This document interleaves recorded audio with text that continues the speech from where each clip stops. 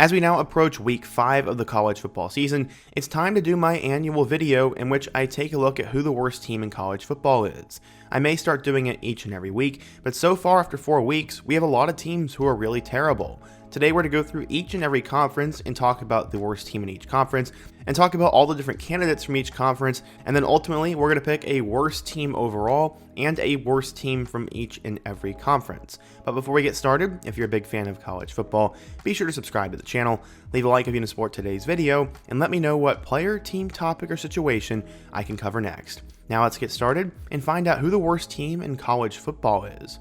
We're first going to be talking about the American, and FAU played on the road against a Big Ten team in week 1. They ultimately only lost to Michigan State 16-10, and Tom Herman's Owls actually almost pulled off an upset in that one.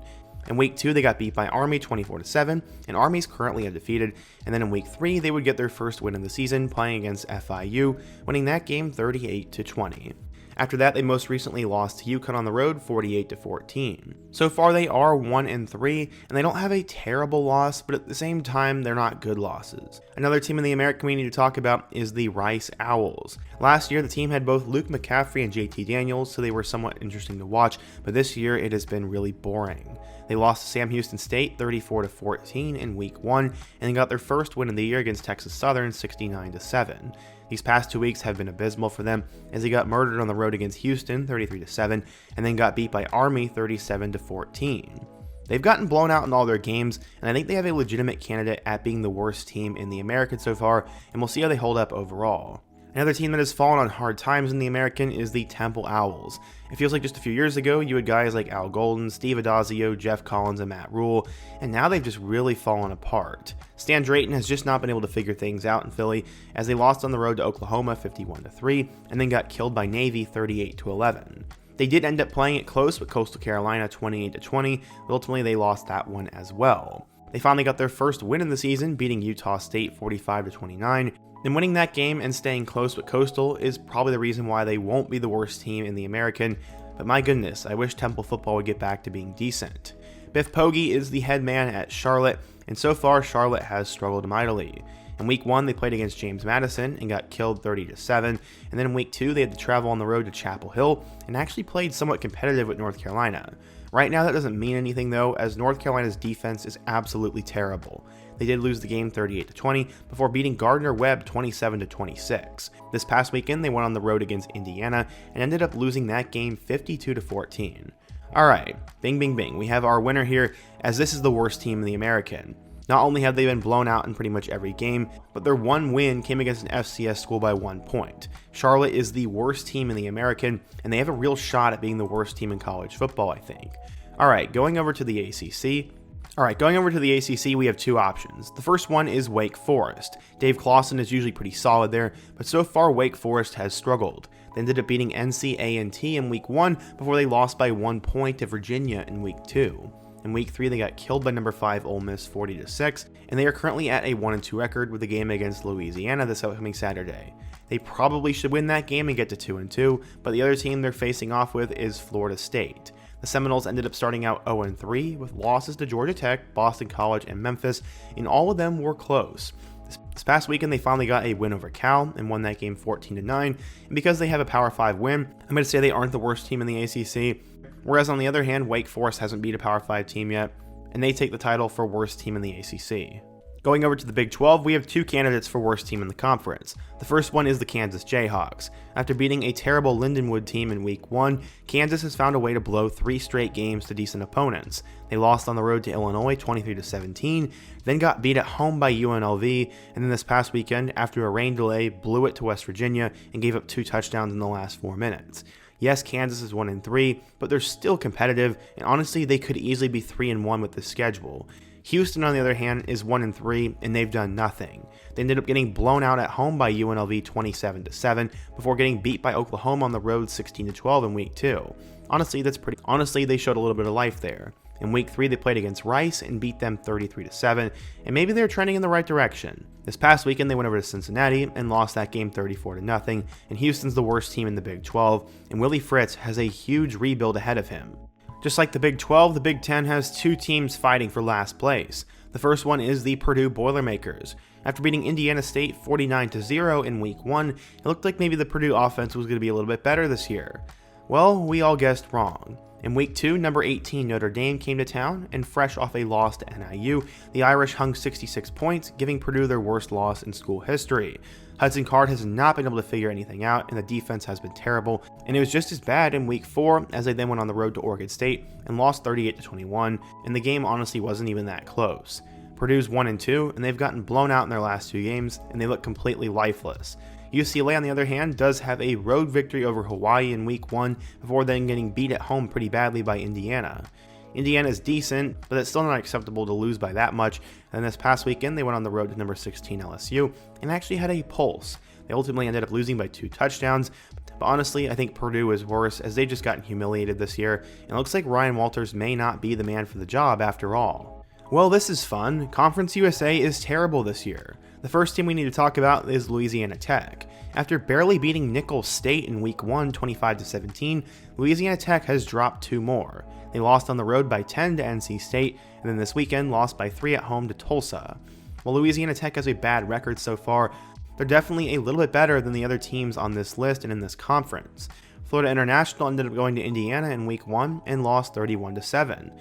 Despite having head coach Mike McIntyre and Pitbull cheering us on from the sidelines, FIU has not been able to get it going. Besides a win over Central Michigan 52-16 in week 2, they've then lost 2 straight games, 38-20 to FAU, and now they lost to Monmouth. Honestly, if there weren't some winless teams in college football, FIU has a real case at being the worst team in the country, but they got that 1 win. Jacksonville State is new to the FBS, and after surprising some people last season, Jacksonville State's had a terrible year. They got killed by Coastal Carolina 55-27 in week 1, and then got killed by number 22 Louisville 49-14 in week 2. They then lost on the road to Eastern Michigan by 3 before this past weekend they finally got their first win 44-7 over Southern Miss. That gets them in the right direction, and maybe they can finish the season strong. Alright, so now we get to talk about Middle Tennessee.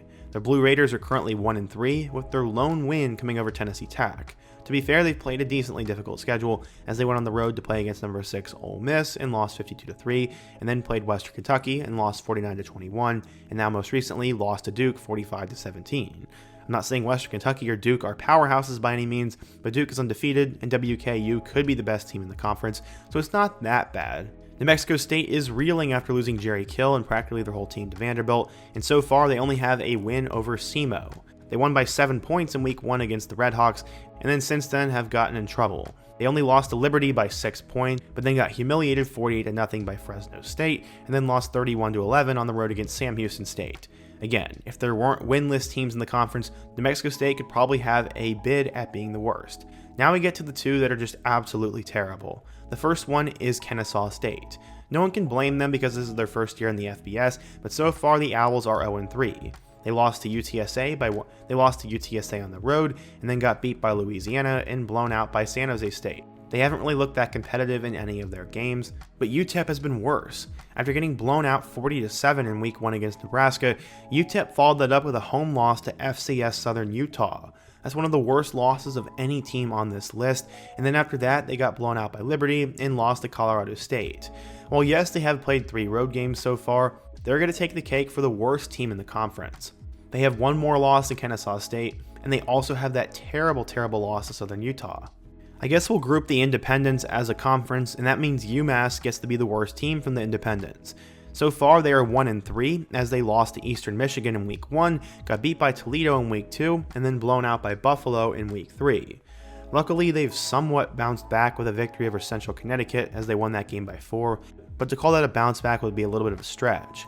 UMass is doing typical UMass things, and they're the worst independent team once again. Alright, now as we go over to the MAC, there are a couple more really bad teams. I'm not going to include Bowling Green because they've played their 2 Power 5 teams decently close, but the first one we need to talk about is Western Michigan. So far, the Broncos are 1-2 as they got beat by Wisconsin 28-14 in week 1, and then got shut out by Ohio State 56-0 in week 2.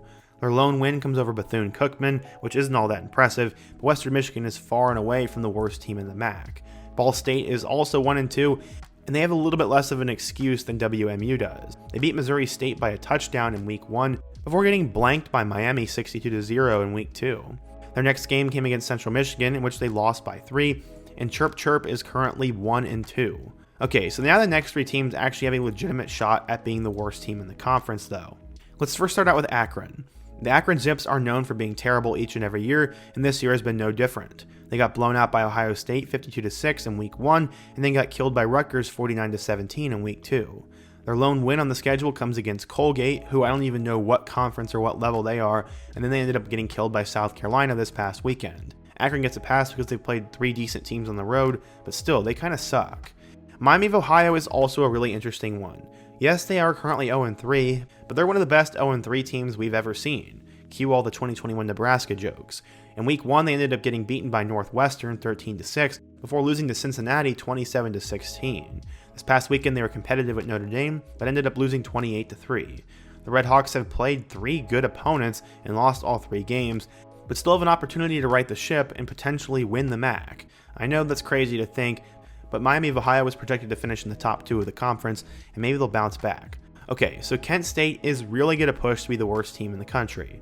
They've been pretty bad the last couple of years, but it's getting to new levels. They lost to Pitt 55-24 in week 1, before then coming home and losing to St. Francis, Pennsylvania.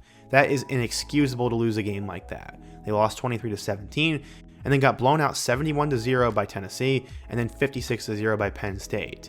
Kent State is not even functioning as a team right now, and it may not get any better as they now play Eastern Michigan, and there's no reason to pick the Golden Flashes. They are the worst team in the MAC and have a real bid at being the worst team in the country. But the Mountain West has a couple of winless teams as well. Let's first start with Utah State though. The Aggies are currently 1-3 with their lone win coming against Robert Morris. They then have now gotten blown out in their last 3 games, losing 48-0 to USC, 38-21 to Utah, and now losing on the road to Temple 45-29. No offense, but that Temple loss is not going to really age well, and they avoid being the worst team in the conference because New Mexico and Wyoming are just terrible. Wyoming ended up playing Arizona State in week 1 and got beat 48-7. They also lost to BYU 34-14, and most recently got blown out by North Texas 44-17. The North Texas loss is embarrassing, but the Idaho one is even worse.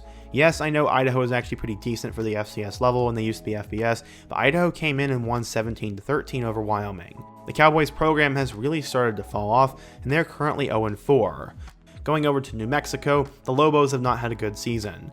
After getting blown out by Arizona 61-39, they followed it up with a blowout loss to Auburn, and most recently a blowout loss to Fresno State. Okay, so yeah, they have 3 losses to respectable teams, but in week 1 they lost 35-31 to Montana State. Honestly, Montana State isn't a terrible loss either, as they're usually near the top of the FCS, but still, it's inexcusable for an FBS team to be losing at home to an FCS school. So yeah, New Mexico's 0-4 and Wyoming's 0-4. Honestly, their resumes are pretty comparable, but we're ultimately going to go with Wyoming because at least New Mexico's offense is somewhat functioning, and they lost to a better FCS team. That's pretty much where we're at right now, as Wyoming takes the cake for being the worst team in the Mountain West. Okay, so we're not going to worry about the Pac-12 as it's just Washington State and Oregon State, and both of them are having good seasons. In the SEC, we kind of found out who the worst team was this past weekend, as Mississippi State lost the Toilet Bowl to Florida. After beating Eastern Kentucky in week 1, Jeff Lebby's Bulldogs have gotten off to hard times. They lost to Arizona State 30-23, and then against Toledo they got killed at home 41-17.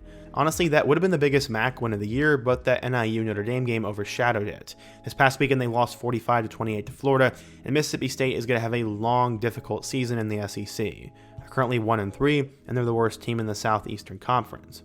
Finally, we get to the Sun Belt. There are 3 teams competing for last, as the first one we're going to talk about is the Troy Trojans. Losing their head coach John Sumval to Tulane was tough, but so far Troy has played decently competitive. They lost by 2 points in Nevada in week 1, played it somewhat close with Memphis in week 2, and then ended up getting beat by Iowa 38-21. Their lone win comes over Florida A&M, and so far they have had a decently tough schedule, so I can't blame them that much, but they're not having a good year either. Southern Miss, on the other hand, has been a lot worse. They got shut out by Kentucky 31-0 in week 1, ended up getting killed by USF 49-24, then this past weekend had a really bad game against Jacksonville State. No offense, but Jacksonville State is not all that great, and Southern Miss lost this game 44-7.